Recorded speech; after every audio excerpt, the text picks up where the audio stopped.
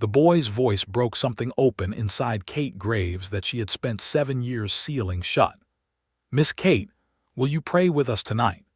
She stood frozen in the doorway of the Quinn Ranch house, her hand still gripping the wooden frame, the amber lantern light spilling across the boy's upturned face. He was 8 years old, this child named Samuel Quinn, with his father's dark eyes and his dead mother's curling hair, and he was looking at her with the kind of open, unburdened trust that Kate had not encountered since before the world had taken everything from her. Outside, the Arizona Territory wind moaned low across the desert flats, carrying the smell of creosote and distant rain, and somewhere beyond the ridge, a coyote called out into the darkness as if answering a question nobody had asked. Kate's throat tightened. Her fingers went cold. She had not prayed since the night they buried her husband Thomas in a shallow grave outside Tucson, since the night she had knelt in the dirt with dust in her mouth and screamed at a God she no longer believed was listening. That had been 1878. It was now the autumn of 1885, and 7 years of silence on the matter of God had calcified inside her chest like limestone, hard and permanent and useful, because it kept her moving forward without the weight of grief pulling her under. And now this boy, this sweet, oblivious, heartbreaking boy, was asking her to undo all of it. "Samuel," she began, her voice careful, measured, the way she used words when she was managing something dangerous. "Papa does it every night," Samuel said simply, as if this explained everything and settled the matter entirely. "But Papa is in the barn with the foaling mare, and he said it might be all night. He said you were here and that you were good and that maybe you could sit with me." Jasper Quinn had said she was good. The thought moved through Kate like an unexpected current of warm water through a cold river, and she hated herself for noticing it, hated the way it softened something around the edges of her heart. She had arrived in Redemption Creek, Arizona Territory, 3 weeks ago on the morning stage out of Flagstaff, carrying a single leather trunk and a letter of employment from a woman named Mrs. Edna Holt, who ran the town's only school. Kate had come to teach. She had come because the only thing left that made sense to her was passing knowledge forward into small hands, because children were honest in a way that adults had long since stopped being, and because Redemption Creek was far enough from Tucson that the memories were muted if not gone. She had not planned on Jasper Quinn. But then, nobody planned on Jasper Quinn. Now she stood in this warm, pine-smelling house with Samuel's earnest eyes on her face, and she made a decision that she would not fully understand the weight of for months to come. She crossed the room. She sat on the edge of the boy's narrow bed.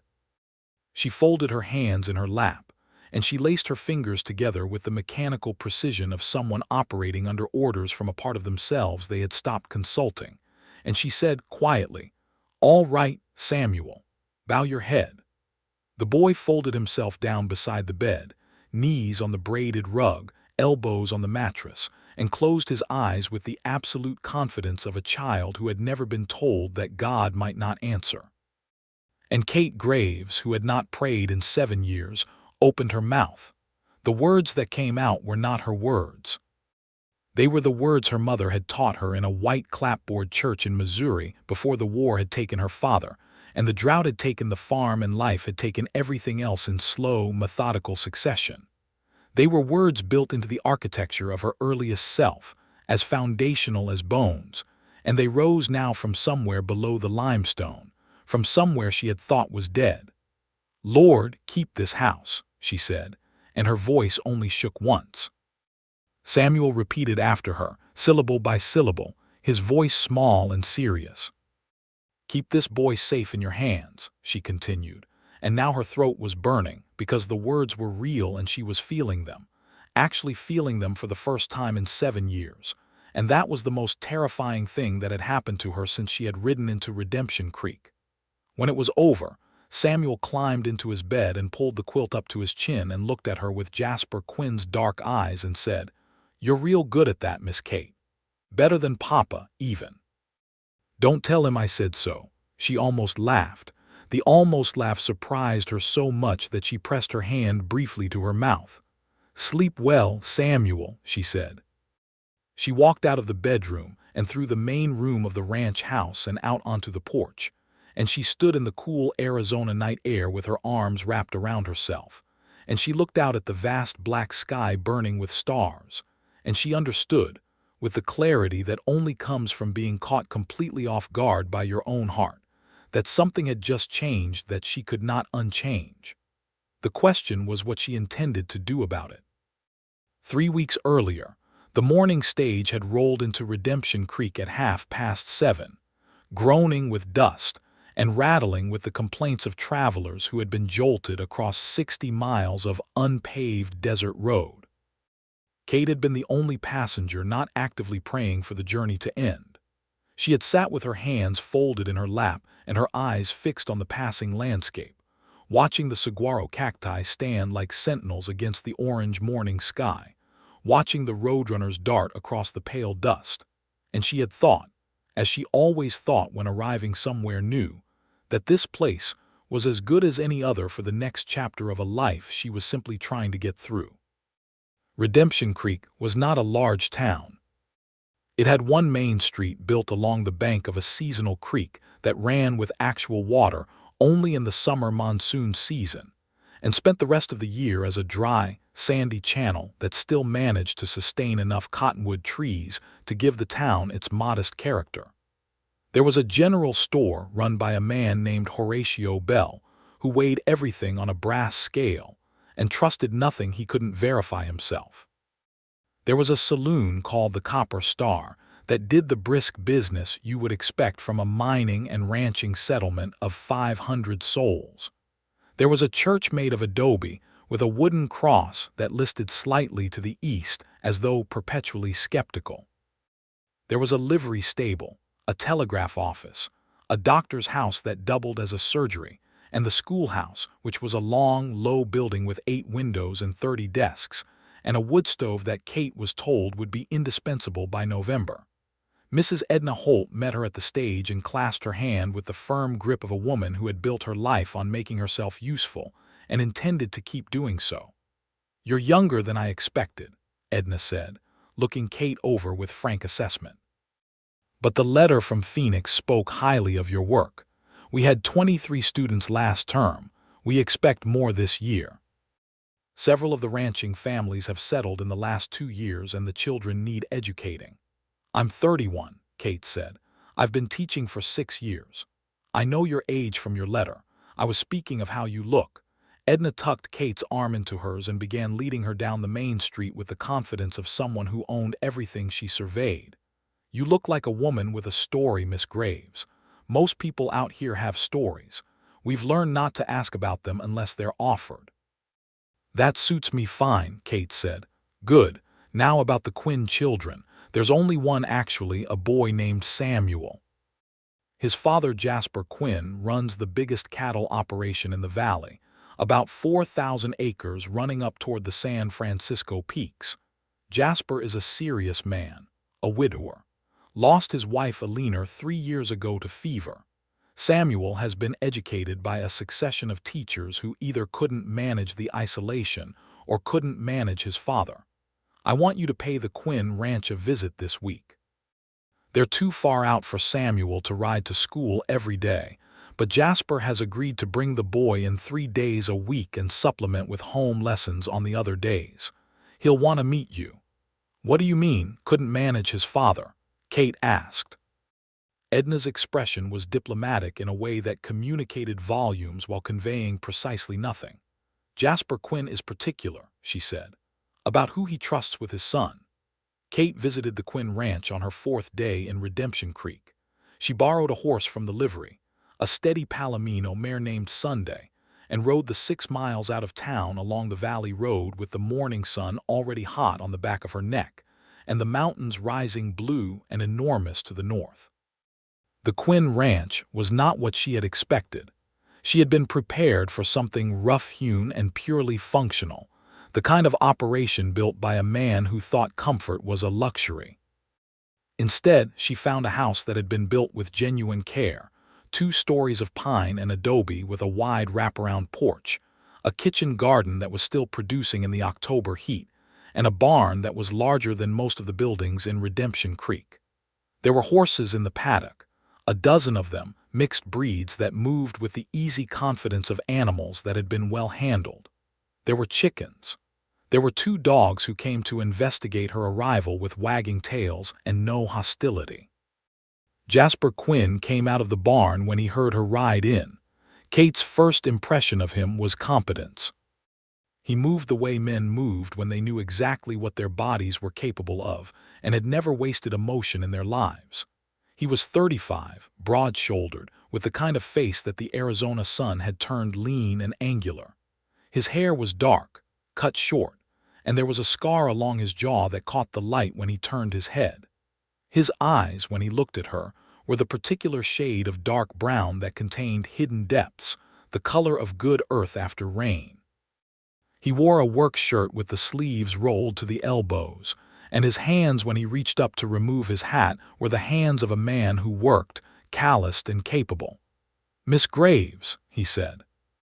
His voice was low, unhurried, the voice of a man who chose his words before he offered them.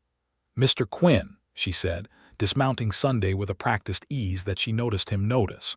"Mrs. Holt sent me to discuss Samuel's education. I know why you're here. Come inside."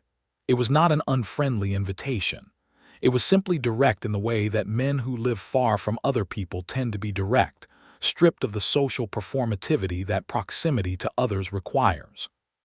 Kate followed him inside, and the interior of the house struck her immediately with its warmth, not merely temperature but the warmth of a place that had been lived in with intention. There were bookshelves. Actual bookshelves, filled with actual books. There was a map of the Arizona Territory pinned to the wall above the writing desk, and a child's drawing tacked beside it showing a horse and a man, and a boy in rough crayon lines. Jasper Quinn set coffee on the table before she could refuse it, and he sat across from her with his hands around his own mug, and his dark eyes on her face with the direct, unembarrassed assessment of a man who had learned that reading people accurately was a survival skill. "You're from Missouri," he said. "Yes, originally, I've been in the Arizona Territory for 4 years. What brought you to the Territory?" "Work," she said. It was true if incomplete. He held her gaze for a moment, and she had the unsettling sensation that he was filing away the incompleteness of her answer without commenting on it. "Samuel is a bright child," he said, shifting topics with the efficiency of someone who understood the difference between what mattered and what didn't. "He reads above his age. His arithmetic is solid. What he needs is challenge and structure, and he needs to be around other children so that he understands he's not the only person in the world." "That's a remarkably self-aware thing for a father to say," Kate said. Something moved at the corner of his mouth. It might have been a smile or the ghost of one. "He's my son," Jasper said. "It's my business to see him clearly." "Some fathers don't," she said, and immediately regretted the personal edge in her voice. Jasper looked at her steadily. "Some don't," he agreed without pressing. They discussed Samuel's curriculum for 40 minutes, and Kate found, to her quiet astonishment, that Jasper Quinn was genuinely engaged with the conversation. He asked specific questions about pedagogical approaches. He had opinions about what books Samuel should read, and his opinions were well-reasoned. He pushed back twice on points Kate made, and both times his counterarguments had merit, and she conceded them without resentment because she respected an honest disagreement infinitely more than hollow agreement.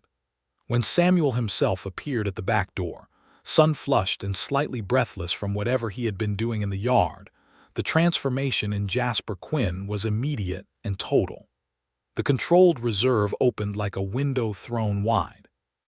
He turned toward his son with a warmth that was entirely unguarded, and he listened to Samuel's account of something that had happened with one of the barn cats with his full attention, and he laughed, a real laugh, low and sudden, when Samuel got to the punchline of the story. Kate watched this transformation and felt something she had not felt in a very long time, which was the particular, dangerous beauty of watching a man be genuinely good. She rode back to Redemption Creek that evening with the mountains going pink and purple behind her, and a feeling in her chest that she did not name, because naming it would make it real, and making it real would require her to do something about it, and she was not ready to do anything about anything. The weeks that followed established a rhythm that Kate had not anticipated. Samuel came to school 3 days a week, and on the other days, Jasper brought lessons out to the ranch, and Kate came to review them every Thursday afternoon. It was a professional arrangement. It was logical and clean and bounded by the clear lines of her employment. But Redemption Creek was a small town, and small towns have their own logic about such things, and very quickly the Thursday afternoon visits began to extend past the review of Samuel's work into conversations that had no professional justification whatsoever. They talked about books. This was how it started because of the bookshelves, and because Jasper had a habit of setting a relevant volume on the table beside the coffee and saying something like, "I've been reading this. What's your opinion of it?" And because Kate's genuine, unmanufactured opinions about books were apparently something he found worth hearing. They talked about the territory, about the ongoing Apache conflicts that had bloodied the 1870s, and the uneasy peace that had followed the surrender of Geronimo's band at Skeleton Canyon in September of that very year, 1885, a peace that still felt provisional and tender at its edges.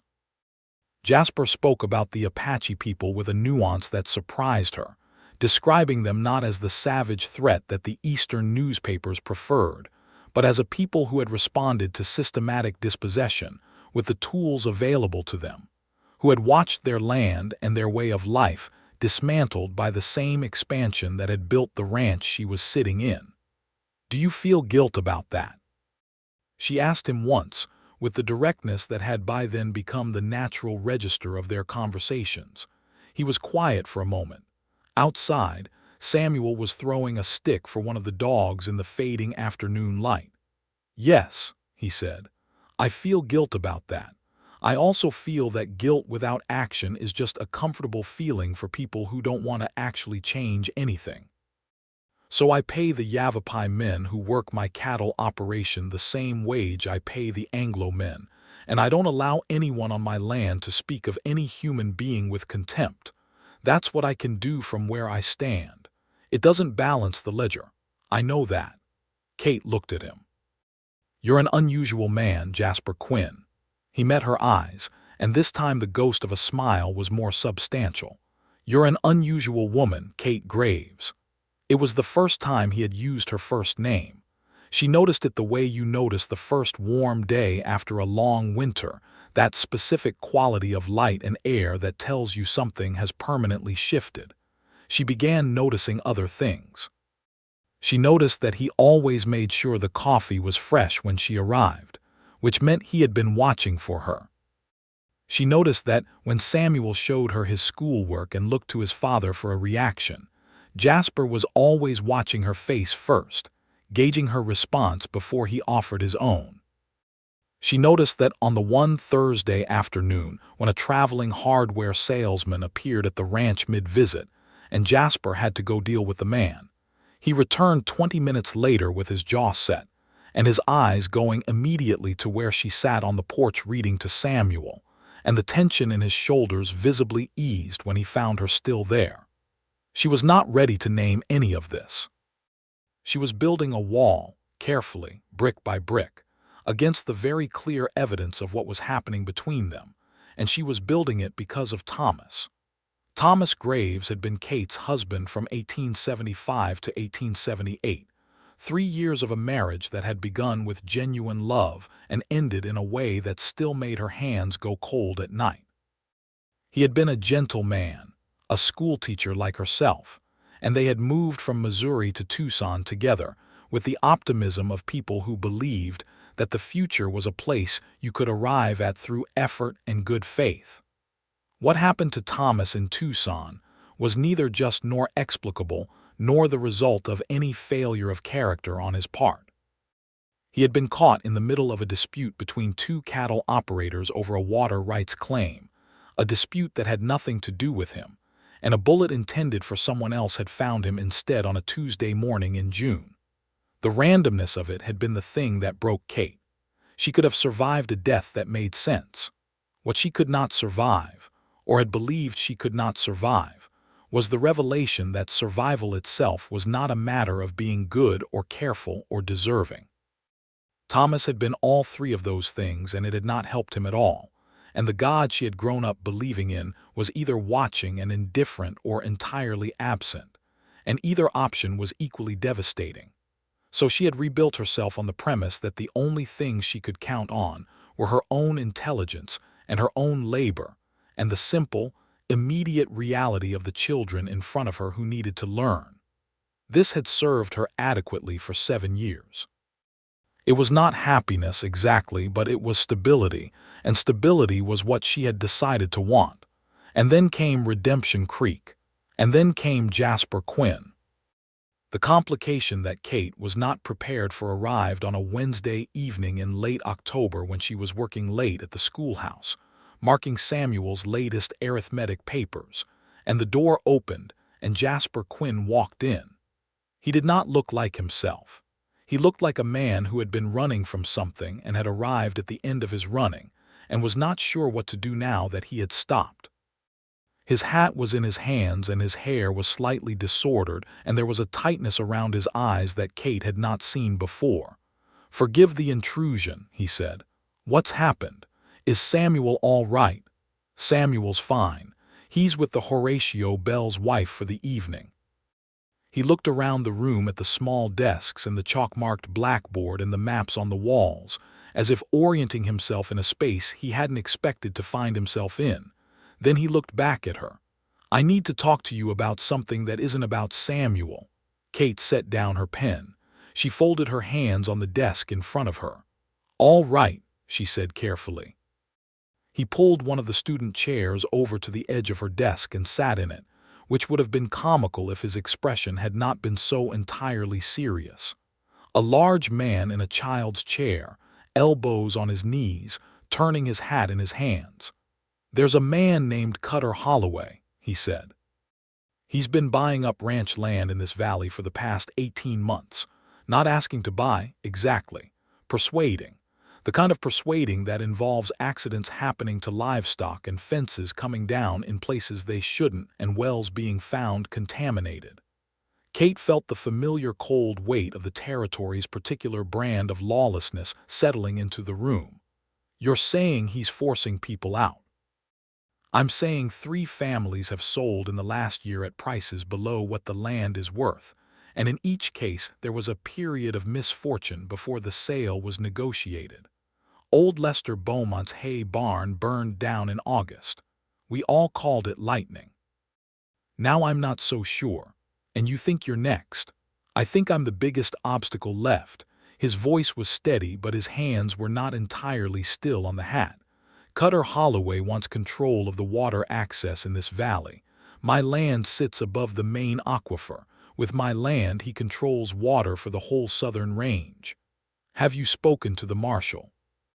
"Marshal Briggs is a good man who is also a realistic man," Jasper said, which meant something specific about the limits of legal protection in a territory that had only been organized for 7 years and still ran more on the logic of power than the logic of law. "Why are you telling me this?" Kate asked. "I'm your son's teacher. This is not my problem to carry."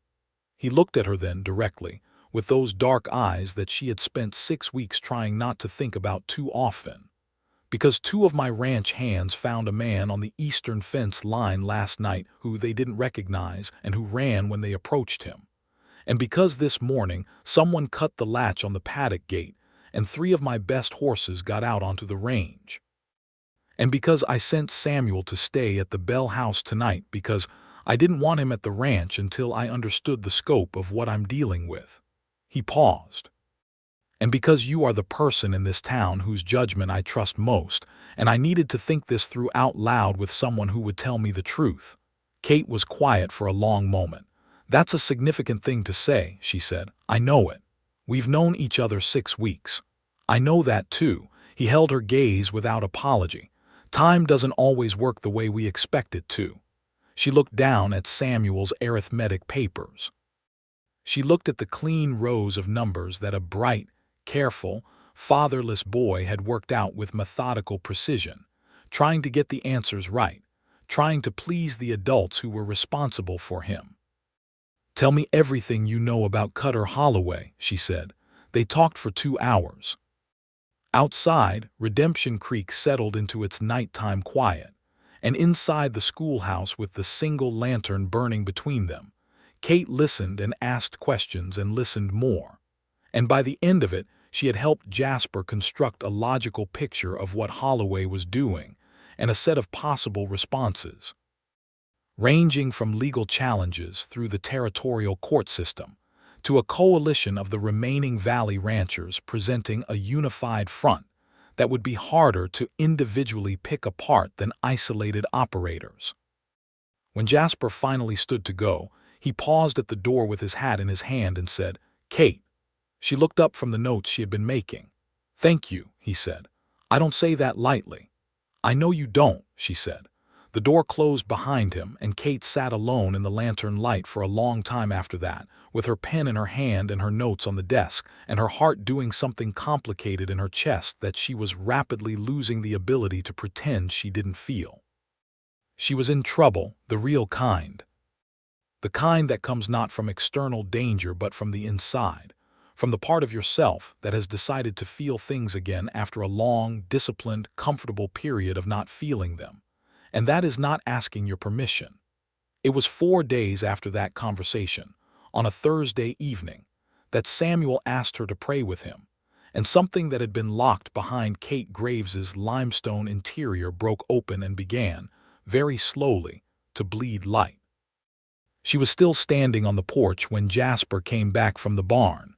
She heard him before she saw him, his boots on the hard-packed earth, the familiar rhythm of his stride. He came around the corner of the house and stopped when he saw her standing there in the dark. "Kate," his voice was careful, "is Samuel all right?" "He's asleep," she said. "He asked me to pray with him." Jasper was quiet for a moment. He crossed the porch and stood beside her at the railing, not close but close enough that she was acutely aware of the warmth coming off him after the barn work. "Did you?" he asked. "Yes." Another silence, this one longer. "Are you all right?" he asked. She almost said yes.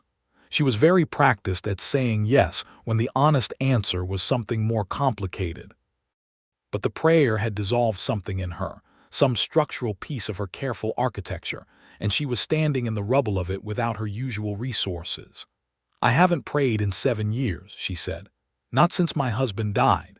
She felt him go still beside her. She had not told him about Thomas.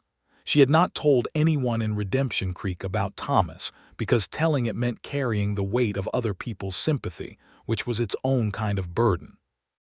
"I didn't know you'd been married," he said quietly. "It wasn't a secret. It just wasn't something I volunteered."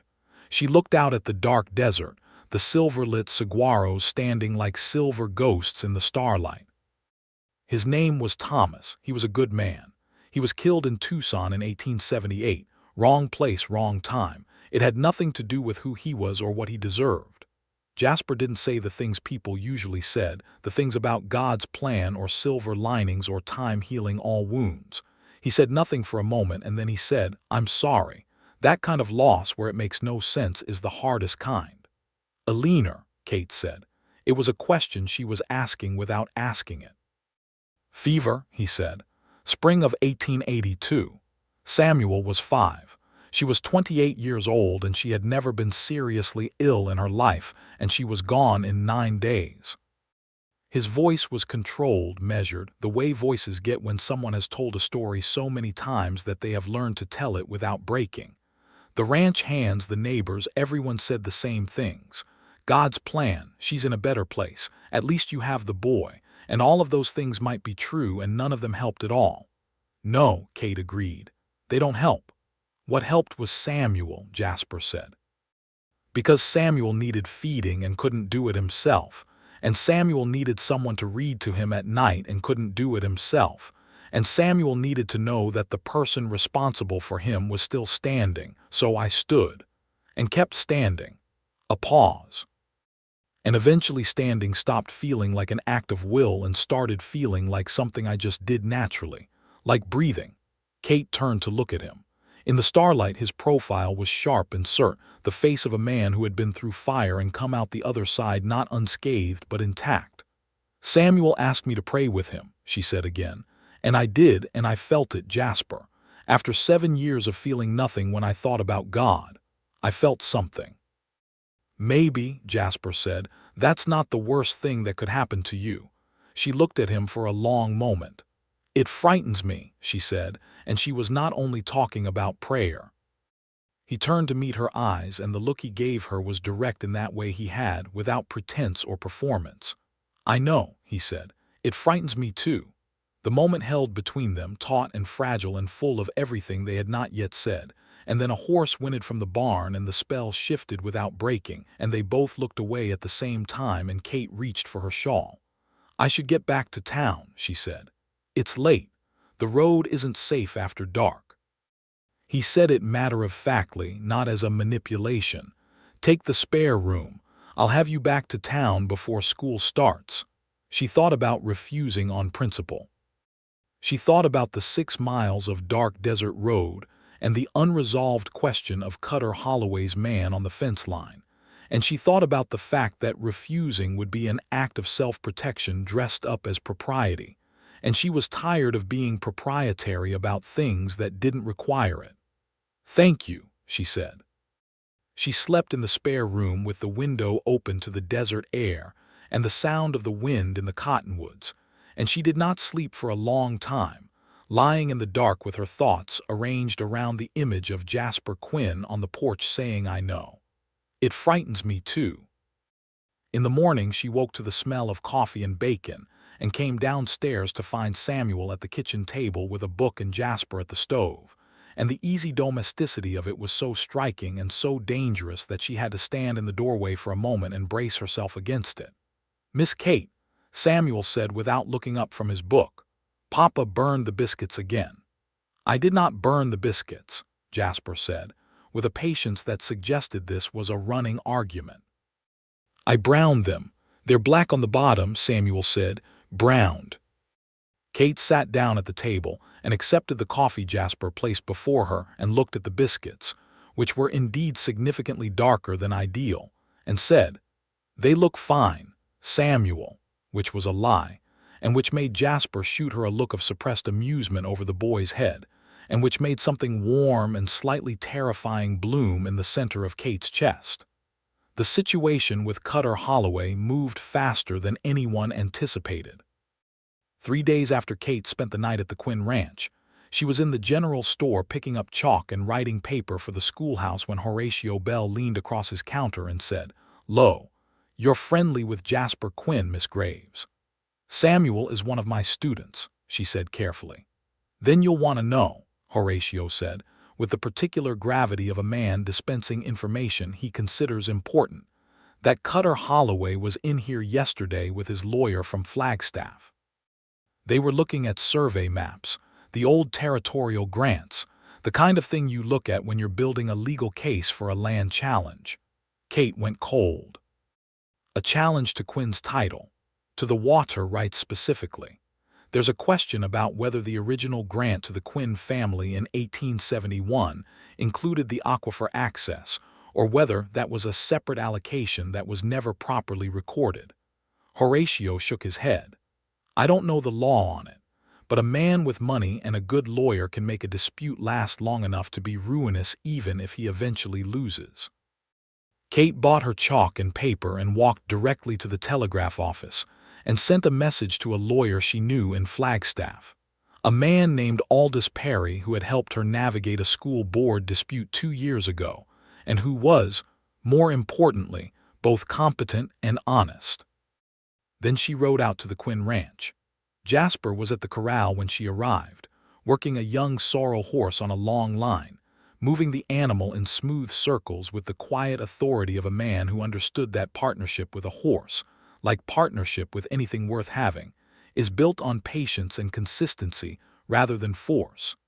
He stopped when he saw her riding in, and the quality of his attention sharpened in a way that she had come to recognize. She told him what Horatio Bell had told her. She told him about the telegraph to Aldous Perry. She watched something complex move across his face, something that was not quite gratitude because it was too large for that word, something more in the territory of being genuinely seen. "You went to the telegraph office," he said. "You told me you trust my judgment," she said. "I was using it." "Kate." He said her name the way he had said it in the schoolhouse, as if it were a complete sentence. "Don't thank me yet," she said.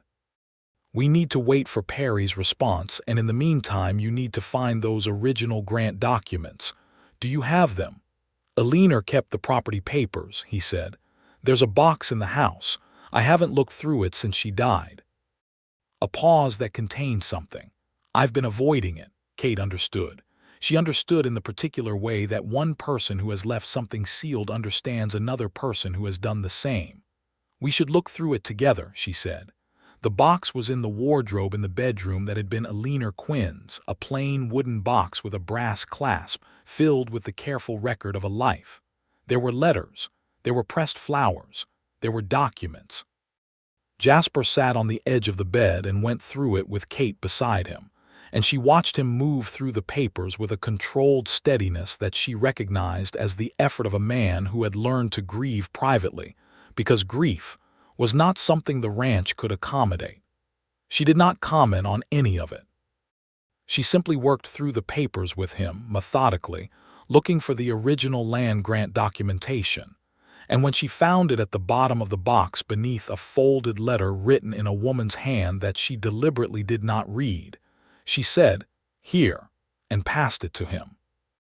He unfolded it and read it, and then he looked up with something like relief shifting the tension in his face. "The water rights are explicit," he said, "specifically enumerated. Eleanor kept everything." "Eleanor sounds like she was very organized," Kate said. "She was the practical one," he said. He was looking at the paper, but she had the impression he was seeing something else. "I was the one who believed things would work out. She was the one who documented them." He folded the paper with care and held it. "She would have liked you," he said quietly. "She liked people who were direct." Kate did not know what to say to that. She sat with it. Aldous Perry's response came the following day, confirming what the documents showed. The Quinn water rights were properly recorded and legally defensible, and a territorial court would be unlikely to overturn them on any challenge Cutter Holloway could reasonably construct. Perry added that he would be pleased to send a letter directly to Holloway's Flagstaff lawyer making this clear, which would likely dissuade the man from pursuing an expensive and losing legal battle. Kate delivered this news to Jasper that Thursday when she came for Samuel's lesson review, and Jasper read Perry's telegraph with an expression that moved through relief into something that looked very much like the aftermath of having been frightened on behalf of something you love. "It's not over," he said. "A man like Holloway doesn't give up because the legal route is blocked. He has other routes." "I know," Kate said. "But now you know where you stand legally, and that's worth knowing. Why are you doing this?" He said, not with suspicion but with genuine curiosity and something softer underneath it. Kate met his eyes. "Because it's the right thing to do," she said. "And because Samuel deserves to grow up on his father's land." "Kate," he said, and stopped. She waited. He put the telegraph down on the table and looked at her with the expression of a man who has made a decision after a long period of deliberation and is committing to it fully. "I am going to say something that might change things between us," he said. "And I want you to know that if you'd rather things stayed as they are, I will accept that without making it difficult. Samuel's education matters more than my feelings." "Say it," she said. "I have feelings for you that are not appropriate to your professional role here," he said. "I have had them for weeks. I am not a man who says things he doesn't mean, and I am not a man who pursues things without intent. I am telling you because I think you deserve to know it and because I think you might feel something similar. And if I'm wrong about that, then I would rather know now and handle it like an adult than let it become something neither of us can manage." Kate's hands were very still in her lap. Her chest was full of a feeling she had not felt for 7 years, Not since the early days with Thomas, that particular compound of fear and longing and the terrifying awareness of being genuinely known. "You're not wrong," she said. Jasper Quinn held very still for a moment, as if the words had struck him somewhere fundamental. "You're also not wrong that it might change things," Kate continued. "I need to be honest with you. I was married once and I lost him, and I spent 7 years deciding that was sufficient proof that opening yourself to loving someone is not worth the cost of losing them. I came to Redemption Creek to teach children, not to have my life rearranged." "And now?" he asked. She looked at him. This man in his own house with his bookshelves and his brown biscuits and his enormous, undefended love for his son. This man who talked about injustice with a conscience and held his grief privately and said exactly what he meant and looked at her like she was a person worth looking at. "And now," she said, "I don't entirely trust the premise I arrived with." The almost smile arrived. This time it stayed. "That's enough for me," he said. "For now, we can be careful about it." "We should be careful," she agreed, "for Samuel's sake." "For Samuel's sake," he agreed, "and for yours and, frankly, for mine." They were careful. For approximately 3 weeks they were very careful. They were professional and measured, and they restricted their conversations to educational matters and the Holloway situation and books, and the territory and everything except what they had said to each other in the kitchen on that October afternoon. But careful is a strategy that requires constant attention, and attention is a finite resource. And the trouble with feelings that are genuine is that they do not require your active cooperation to continue developing. November arrived in the Arizona territory with a shift in the light, the sky going from the incandescent blue of autumn to something deeper and more serious, and the nights turning cold in the desert way, sudden and total. Kate had her wood stove going in the schoolhouse by the 1st of the month, and her students arrived red-cheeked and noisy and grateful for the warmth. And among them 3 times a week was Samuel Quinn, who was by now one of her favorite students and the child she thought of most often, which was connected in ways she could not entirely separate from the fact that he was his father's son. The Holloway situation came to a head on a cold Thursday afternoon in early November, and it came in a form that none of them had anticipated. Kate was at the Quinn Ranch for Samuel's lesson review when the sound of horses reached them from the road, more horses than one rider could account for. Jasper was at the desk going over the week's accounts. He stood when he heard them with the particular alertness of a man who has been waiting for something to happen and knows now that it has. "Stay inside," he said to Kate, and to Samuel, "Go upstairs." "Jasper," Kate said. "Please," he said, which was different from an order, and she stayed. There were 4 men. She could see them from the front window, 4 men on horses, led by a man she had not seen before but whom she recognized immediately from what Jasper had told her, large, well-dressed by frontier standards, with the particular confidence of someone who had never been seriously required to consider consequences. Cutter Holloway. She could not hear the conversation clearly through the window glass, but she could read the bodies. Holloway talking, Jasper listening with his arms at his sides and his weight slightly forward, not threatening but absolutely not backing up. 2 of Holloway's men had their hands near their holsters in the theatrical way of men who wanted to signal capability without actually deploying it. The conversation lasted 10 minutes. At the end of it, Holloway's 4 horses turned and rode back up the road, and Jasper stood watching them go with his shoulders set and his hands very still. He came back inside and his face told her it had not been pleasant.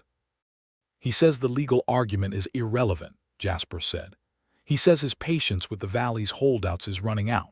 He says," and here his voice went carefully flat, "that accidents happen on isolated ranches, and that a man raising a child alone might think carefully about risk." The threat to Samuel sat in the air between them like a dropped weapon. Kate felt the cold flood through her, followed immediately by something that was not cold at all but was hot and sharp and certain. "We need to go to Marshall Briggs tonight," she said, with the exact words, documented. He made no explicit threat, Jasper said. He made a perfectly clear implicit one in front of a witness, Kate said. I heard it. I will say so to Marshal Briggs, and I will say so to anyone who needs to hear it, including the territorial newspapers in Flagstaff, which I will telegraph tomorrow morning if that is what is required. She paused, and then said something that surprised both of them with its fierceness. He threatened your son, Jasper. I am not going to stand quietly by while someone threatens your son. Jasper looked at her for a long moment, and what was on his face was not surprise exactly, because she thought he had understood her character well enough by now not to be surprised by it. It was something else. Something that had to do with being defended by someone you care about, with the specific quality of that experience. I know, he said, his voice very quiet. I know you won't. They went to Marshal Briggs that evening. Kate delivered her account of what she had heard with the precise, documented clarity of a woman who understood that the value of testimony is in its specificity. Marshal Briggs was indeed, as Jasper had characterized him, a realistic man, but he was also a man who could be moved by clear evidence and by the presence of a school teacher with a reputation for honesty, delivering a carefully organized account of a threat made to a child. Briggs sent a formal notice to Cutter Holloway the following day, making clear that the marshal's office was aware of his activities in the valley, and that any further incidents on Quinn land or toward any member of the Quinn household would be investigated with the full weight of the territorial law behind them. More importantly, Briggs sent a report to the territorial marshal's office in Prescott, which triggered an investigation into Holloway's pattern of acquisition. It was not an instant resolution. The investigation took weeks, and during those weeks Jasper kept two of his most trusted ranch hands alternating night watches at the property perimeter, and Samuel stayed 3 nights a week in town with the Bell family, as a precaution that Jasper presented to his son as a special arrangement rather than a protective measure. And Samuel, who was 8 and perceptive, accepted it with a seriousness that suggested he understood more than he was told. During those weeks, something else was also happening. The careful distance that Kate and Jasper had been maintaining was eroding in the way that careful distances erode when two people are genuinely invested in the same crisis, the same child, the same outcome. They were in constant communication by necessity. They were making decisions together by necessity, and the by necessity was becoming harder and harder to distinguish from the by choice. It was a Saturday afternoon in late November when the something else finally stopped being something they were managing and became something they were in. Kate had come to the ranch not for a lesson review, because it was a Saturday, but because Jasper had sent word through Samuel the previous day that there had been a development in the Holloway investigation, and he wanted to tell her directly. She arrived at the ranch to find Samuel in the kitchen engaged in an ambitious project involving flour and a recipe book and an uncertain quantity of dried apricots, and Jasper on the porch with 2 cups of coffee and the particular expression of someone who has just received news they needed to receive. The territorial investigation had found enough evidence of Cutter Holloway's coercive activities to issue a formal warrant and begin the process of examination that would, ultimately, lead to Holloway's quiet departure from the Arizona territory by the spring, a man who had calculated his risks incorrectly and was now facing the consequences of those calculations. The Quinn ranch was safe. Kate sat down in the other chair on the porch and accepted the coffee and said, "It's over." "It's over," Jasper confirmed. The relief was enormous. It moved through the air between them like the break after a long storm, that specific quality of release. "Kate," he said. She looked at him. "I've been telling myself to wait," he said, "that the timing wasn't right, that you needed space, that there was too much happening." He paused. "I've run out of reasonable arguments for waiting." She set her coffee cup down on the railing with great care. "What are you saying, Jasper?" she said, though she knew very well what he was saying. She wanted him to say it clearly because he was the kind of man who meant what he said, and she wanted to hear what he meant. "I'm saying I love you," he said, simple as breathing. "I have loved you since somewhere around the second Thursday you came to review Samuel's lessons, and you pushed back on my argument about reading comprehension methods, and you were right, and you knew you were right, and you didn't make me feel stupid for having been wrong. I'm saying I want a future with you, if you want one with me. Not immediately, not without the proper time and consideration, but I want you to know what I'm hoping for so you can tell me if it's something you could want too." Kate looked out at the desert. The mountains were white at the top now, snow beginning, and the lower slopes were the rich color of oxidized copper in the afternoon light. A hawk was riding a thermal above the ridge, patient and certain, committed to the invisible current holding it up. She thought about Thomas, and she let herself think about him without the familiar accompanying grief panic, because what she felt now was not betrayal of his memory but something more complex and more truthful. The understanding that love does not diminish in value because it is not permanent, and that choosing to love again is not a disavowal of what came before, but an act of faith in the basic worth of being alive. She thought about the prayer, and what she had felt saying the words that her mother had given her, and how opening to that had not destroyed her as she had feared, but had instead made something in her chest feel less like limestone and more like living tissue. She turned to look at Jasper Quinn, this man who burned his biscuits and kept his grief private and raised his son with enormous careful love, and said exactly what he meant, and looked at her like she was worth looking at. "Yes," she said. "It's something I want." The way he looked at her then, the specific quality of that look, was something she would carry with her for the rest of her life, a reference point for what it feels like to be completely seen and completely chosen. He reached across the space between their chairs and put his hand over hers on the armrest, and she turned her hand over and laced her fingers through his, and they sat like that in the cold November sunlight with the mountains white above them, and the hawk still riding its invisible current, and the smell of something increasingly worrying drifting from the kitchen, where Samuel was conducting his apricot experiment. From inside the house came a small crash and then Samuel's voice saying, very calmly, "I believe I may have used the wrong measurement." They looked at each other, and they both laughed, real laughter, the kind that comes from being happy, and it was the best sound Kate had heard in 7 years. They were careful after that in a different way, the way of two people who know where they are going and are willing to take the proper time to get there. Jasper did not make any declarations in front of Samuel that the boy was not prepared for. Kate continued to come on Thursdays for lessons and Saturdays for whatever reason presented itself. And the visits lengthened naturally as winter deepened and the days shortened, and there was always a fire in the hearth and always coffee, and always a point at which Samuel would fall asleep over his book and need to be carried to bed, and Jasper would be left in the firelit main room talking about everything and nothing until the hour grew late enough that she would ride back to town in the cold dark, and he would watch her from the porch until she was out of sight. Samuel figured it out in December. Children always do. He said nothing about it directly, because he was a perceptive child who also had some of his father's talent for strategic silence.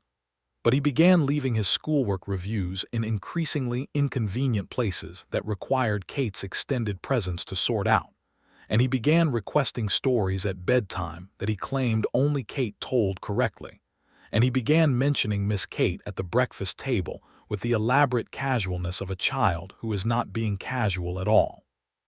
Jasper watched this campaign with suppressed amusement and said nothing.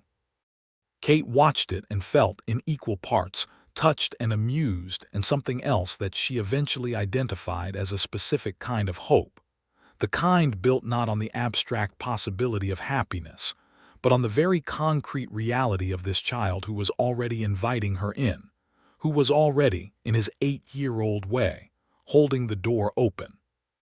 It was Samuel who, one Saturday morning in mid-December when a light snow had dusted the mountains, and the air was cold and crystalline and beautiful, put down his book and looked at his father across the kitchen table and said, with the perfect directness of someone who has waited long enough, "Papa, Are you and Miss Kate going to get married? Jasper set down his coffee cup. Kate, who was at the kitchen window looking at the snow on the mountains, turned around. Jasper looked at his son, then at Kate, then back at his son. "That," he said, "is a conversation for adults, Samuel." "That means yes," Samuel said with satisfaction and returned to his book. Kate met Jasper's eyes across the kitchen, and what passed between them in that look was so complete and so full of everything they had been moving toward for 3 months that she had to turn back to the window for a moment to collect herself. That afternoon, when Samuel was occupied at the other end of the property feeding the chickens, Jasper found Kate in the kitchen and said, "He's not wrong." "He is not," Kate agreed. "I want to do this properly," he said. "I'd like to speak to you formally about it, but I also want you to know that whatever the formal conversation results in, Samuel asking that question this morning was not my doing. He developed that opinion independently." "I know," she said. "That makes it more important, not less." The formal conversation happened the following Thursday, the last Thursday before Christmas, when the night came in early and cold, and the fire was very bright in the hearth and Samuel had been asleep for an hour. Jasper asked her to marry him with the same directness he brought to everything, a direct statement of intention and feeling and specific hope, without performance or ceremony beyond the sincerity of the thing itself. And Kate said yes with the same directness, because it was the truest answer to the truest question she had been asked in a very long time. They were married in February of 1886, in the adobe church with the slightly tilted cross, on a cold, bright afternoon with the mountains gleaming white in the distance, and the cottonwoods bare and silver along the creek bank. The whole of Redemption Creek attended, or the large majority of it, because in a small town a wedding is a community event, and because Kate Graves had made herself known in the 4 months since her arrival and was generally liked, and because Jasper Quinn was a significant figure in the valley and his happiness was something people had a stake in. Samuel stood beside his father at the front of the church, serious and proud in a new shirt that Jasper had ordered from the catalog in Flagstaff, and when the minister said the words, and Jasper put the plain gold band on Kate's finger, Samuel watched with an expression of such concentrated satisfaction that Kate had to look away from him to prevent herself from crying in public. She did not quite manage to prevent it. The tears were brief and quiet, and she was not ashamed of them. After the ceremony, after the celebration at the Copper Star that the whole town seemed to attend, after the toasts and the dancing and the children running in circles around the adults' legs, and the fiddle player who stayed remarkably in tune despite the cold, Kate and Jasper and Samuel rode out to the ranch together in the dark, wrapped in blankets against the February cold, the stars enormous overhead. Samuel fell asleep against Kate's side somewhere around the 3rd mile, warm and heavy with the unconscious trust of a child who has decided that someone is safe to lean on. And Kate looked out at the desert dark and felt the weight of him, and felt the warmth of Jasper's arm along the back of the wagon seat behind her. And she thought, not for the first time but in a new and settled way, that the God she had spent 7 years refusing to speak to had perhaps been working in directions she hadn't been watching. She thought about the prayer. She thought about how Samuel had said, in his clear 8-year-old voice, "Will you pray with us tonight?"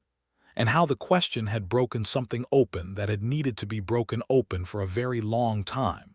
Not broken in the sense of damage, but broken in the sense of a seed cracking its casing to let the growing thing out.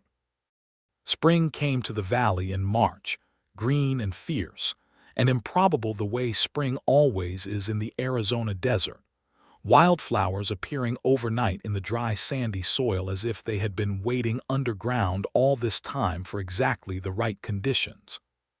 Kate planted a kitchen garden behind the house, larger than the one Alina had kept, with the ambition of someone who intended to stay. She extended the school year into June when several of the ranching families asked her to, because the children were learning well, and she saw no reason to stop a thing that was going well. She and Jasper had settled into the particular ease of two people who have found their register together, the rhythm of shared days that contains both separateness and union, the way of being where you can sit in the same room reading different books and feel entirely together. They talked every evening.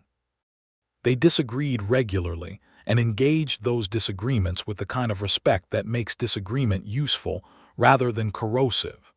They laughed more than Kate had laughed in 7 years, specifically in the way that people laugh who have found the particular frequency of someone else's humor and are delighted by it. Samuel was thriving. He tested beyond his grade level by the end of the spring term, and Kate told Jasper privately that the boy had a particular aptitude for mathematics that she thought deserved specialized attention, and Jasper began looking into the preparatory schools in Flagstaff with the focused forward attention of a parent who is already thinking about what his child could become. Kate resumed praying. Not the way she had prayed before Thomas, not the prescribed liturgical prayer of a congregation performing its weekly obligation, but the quiet personal kind, the kind that is less a formal address and more an ongoing conversation with something you have decided to trust again. She talked to Jasper about it one evening in April, sitting on the porch in the warm night air with the first stars appearing. "I started again," she said. "After that night with Samuel, I haven't stopped." He looked at her. "What changed?" She thought about it carefully because it deserved a careful answer. "I think what changed is that I stopped needing it to make sense," she said. "I spent 7 years refusing to pray because I couldn't make sense of what happened to Thomas, as if refusing to speak to God was a logical response to the evidence. But Samuel just asked me, without any theological framework, without any agenda, just, 'Will you do this thing with me?' And I did it, and it turned out the logic was never the point." Jasper was quiet for a moment, looking at the stars. "Alina prayed every night," he said.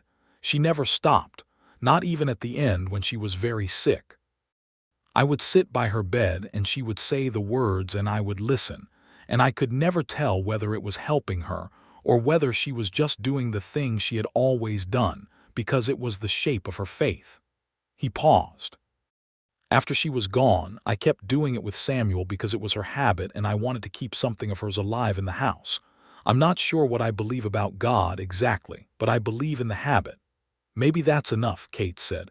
"Maybe the doing is what matters most." "Maybe," he said. He reached over and took her hand in the dark, the easy way of a man who has the right to it now and does not take that for granted. By summer, Kate knew she was carrying their first child. She told Jasper on a warm July evening after Samuel had gone to bed, sitting at the kitchen table with the window open to the night air, and the sound of the creek carrying faintly from the low ground. Jasper's face when she told him was one of those moments that get stored in the heart in high resolution, the way very important moments do. He went very still for a moment, and then something moved through him that was entirely transparent and entirely unguarded, a joy so complete that it didn't need performance. He came around the table and took her face in both his hands and kissed her with a tenderness that was itself a form of speech, a declaration of something that did not have a simpler word than love but was also more than love, was gratitude and wonder, and the specific astonishment of a man who had believed that the season for these things might be over and has found, against all reasonable expectation, that it is not. "A boy," he said when he pulled back, his hand still framing her face. "We don't know that," she said. "I know," he said and smiled, "but a boy," she laughed. "We will take whatever comes." "We will take whatever comes," he agreed, "and be grateful for it." They told Samuel the following morning at breakfast, and the boy's response was to put down his fork and say, with the precision of a child who has been thinking about this as a hypothetical for some time, "I would like a brother, but I will accept a sister if that's what's available." Kate pressed her lips together to contain her reaction. Jasper, without any visible struggle, said, "That's a very mature perspective, Samuel." "I've thought it through," Samuel said and picked up his fork again. The summer moved in the long golden way that Arizona summers do, hot and bright and fierce, with the monsoon rains arriving in July and turning the desert from brown to green in what felt like overnight. Kate's kitchen garden was producing in abundance, and she taught through June and made preparations for the fall term and felt the child growing in the particular internal way that is both entirely physical and entirely miraculous.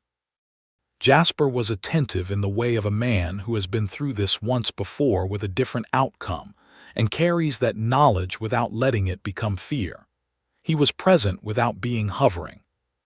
He made sure there was always water and that the workload was manageable, and that the doctor in town had Kate's case at the top of his attention, and he said nothing about a leaner because he understood that this was not that story and this was not that time. But Kate saw him sometimes with a look that she recognized as the particular vigilance of someone protecting something precious and understood the origin of it. "I'm healthy," she told him one morning when she caught the look. "Stronger than I look." "I know," he said, "you're worried." "A little," he admitted. "I'm allowed a little." "You are," she agreed, "but don't make the worry larger than the joy. That would be a waste of a good situation." He looked at her for a moment, this woman who had spent 7 years locked against feeling and was now living in a ranch house in the Arizona territory, carrying his child and teaching his son and making the whole shape of his life different from what it had been. And he said, very simply, "How did I end up with you?" "I came on the stage from Flagstaff," she said. "You put biscuits in front of me." "The brown biscuits," he said. "The brown biscuits," she confirmed. Autumn of 1886 arrived, and with it the start of another school year and the final months of Kate's pregnancy. The news from the territory was, for once, not bad. The investigation into Cutter Holloway's operations had resulted in the quiet surrender of the man's ambitions in the valley, his lawyer having apparently advised him that the territorial authorities were not sympathetic to his methods, and several of the families who had sold under duress were in the process of pursuing legal remedies with Aldous Perry's assistance. The valley was settling. The peace that had followed the Apache conflicts was holding, fragile still but holding, and the communities that had built themselves into the landscape were beginning to feel like something that might endure. Kate taught until October, when the baby's arrival was sufficiently imminent that even she conceded the practical argument for staying closer to home. She spent the last 2 weeks of October at the ranch, finishing her preparations and reading, and taking long walks in the cool morning air with one of the dogs for company, and thinking about everything and nothing in the way that the final days before a major change in your life allow you to think. She thought about Missouri and the white clapboard church, where she had first learned the words she had recited for Samuel on that October night a year ago. She thought about Thomas and the grief that had become something she could carry rather than something that was carrying her. She thought about the 7 years between Thomas and Jasper, the years of careful not feeling, and she did not regret them exactly, because they had made her who she was when she arrived, but she understood them now as what they were, a long breath held against drowning, a survival strategy rather than a life. And now she was living a life. Their son was born on the 3rd of November, 1886, in the upstairs room of the Quinn Ranch house, delivered by the town doctor with Jasper in the hallway making a groove in the floor that the doctor joked was visible for years afterward, and Samuel downstairs reading with the studied concentration of a boy trying very hard to seem unconcerned. They named him William, for no relative or obligation, but simply because it was a name that sounded solid and open, a name with room in it. Kate held him in the November light from the bedroom window, this small, furious, perfect person with Jasper's dark eyes already. She was certain of it, though everyone said you couldn't tell at this age, and she thought about all the things she would teach him and all the things he would teach her in return, because children always do. Jasper sat beside her on the bed and put his arm around her and looked at his son with an expression of complete and total openness. No reserve, no management, nothing held back, just a man who has been given something extraordinary and is not pretending otherwise. Samuel came to the door and looked in, and Kate held out her arm to include him in the circle, and he came and sat on the other side of her on the bed and looked at William with the focused assessment of a 9-year-old conducting an evaluation. "He looks like a frog," Samuel announced. "Samuel," Jasper said. "I'm sure he'll improve," Samuel added magnanimously. Kate laughed, which hurt and was also entirely worth it. That night, after the doctor had gone and the ranch was quiet, and William was asleep in the cradle that Jasper had made, and Samuel was in his room with his lamp burning late over a book, Kate lay in the lamplight and felt the whole impossible weight of her own happiness, which was not a burden in the heavy sense, but in the sense of something real and substantial and true. Jasper was at the window looking out at the dark desert, and she could see the shape of him, the broad shoulders, the profile that caught the light. "Jasper," she said. He turned. "Come pray with us," she said. He crossed the room and sat beside her on the edge of the bed, and she took his hand, and they both looked at the sleeping baby in the cradle, and Kate said the words her mother had given her, and Jasper said them after her, and neither of them had tears exactly, but both of them had the feeling that corresponds to tears, which is a kind of opening that is also a kind of gratitude. When she was done, Jasper leaned his forehead against hers in the lamplight, and they sat like that for a long, quiet moment, the two of them and the sleeping child and the whole long, improbable journey that had brought them here. "Lord, keep this house," Kate said softly. Just those words. Just those 4 words, the ones she had said to Samuel a year ago on an October night when a boy's trust had broken her open. "Lord, keep this house," Jasper repeated, and his voice was steady and certain and full of everything he meant. Outside, the desert night was enormous and cold and full of stars, and the cottonwoods along the dry creek bed stood silver in the moonlight, and somewhere on the ridge a coyote called out and was answered, and the Arizona Territory lay as it had always laid, ancient and patient and indifferent to the small human lives lived within it.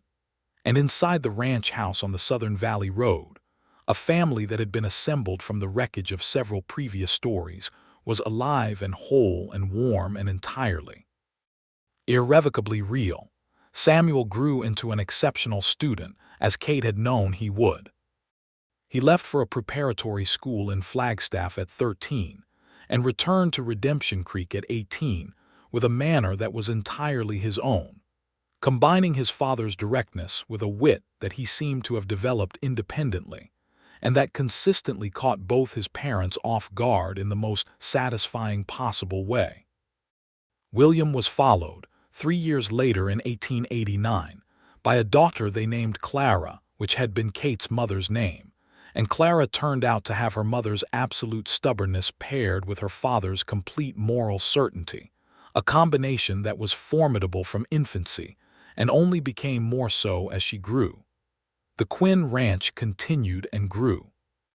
Jasper expanded the cattle operation in the late 1880s, and by 1890 the Quinn land was the most productive in the valley, not through the coercive methods of men like Cutter Holloway, but through consistent, intelligent, ethical management, through fair wages and fair dealing, and the kind of reputation that accumulates through decades of meaning what you say.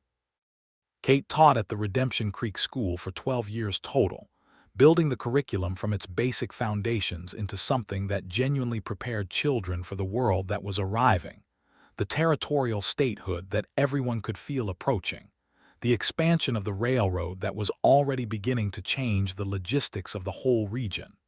Several of her students went on to further education, which she considered the most meaningful measure of success available to a person in her position. She never stopped praying.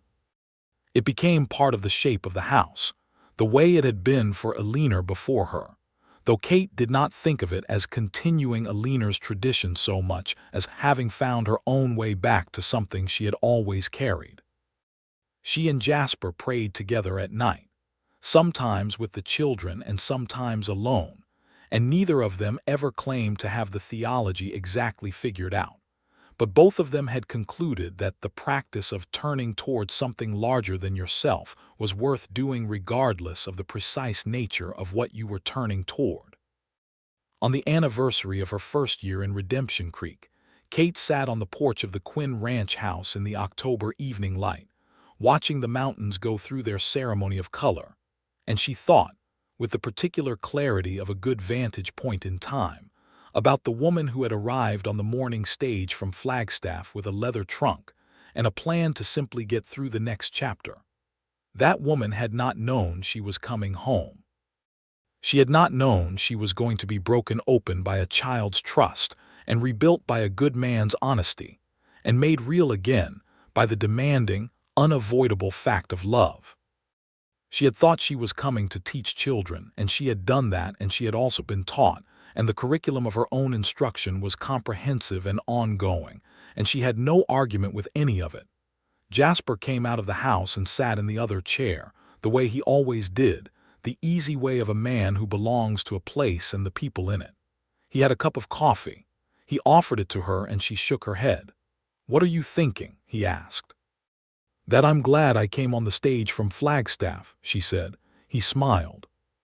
The full smile, the one that was not guarded or managed, the one that had been arriving with increasing frequency over the years, until it had become simply the default expression of a man who has found the shape of his life and is satisfied with it. "So am I," he said. From inside the house came the sound of William, who was 6 and loud in the particular way of 6-year-old boys, and Clara's higher voice responding to something he'd said, and the murmured sound of the ranch hand Miguel calling something from the yard, and the whole living music of the place rising and falling in the October air. Kate looked out at the desert.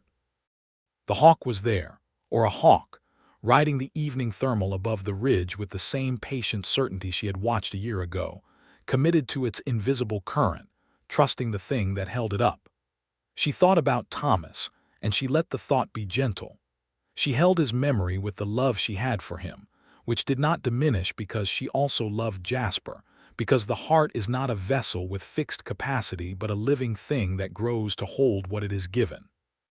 She thought about the white clapboard church in Missouri and her mother's hands and the words that had survived everything, every silence and every refusal, and had come back to her when a child asked for them on a windy October night in the Arizona Territory.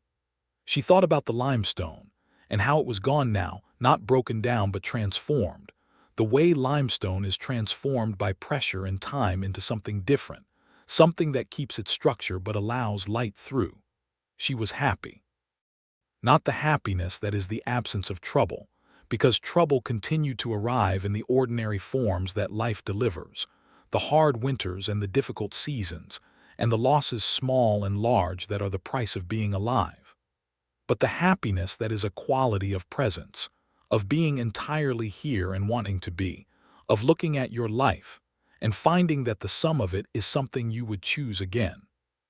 "Lord, keep this house," she said softly, to the evening, to the mountains, to the hawk on its current, to whatever was listening. The Arizona night gathered itself around the ranch house, and the first stars appeared above the mountains, and inside the warm-lit windows the children's voices rose and fell like music, and Kate Graves Quinn, who had not prayed in 7 years until the night a boy asked her to, sat in the October dark with her husband beside her and said the words her mother had given her and meant every one of them.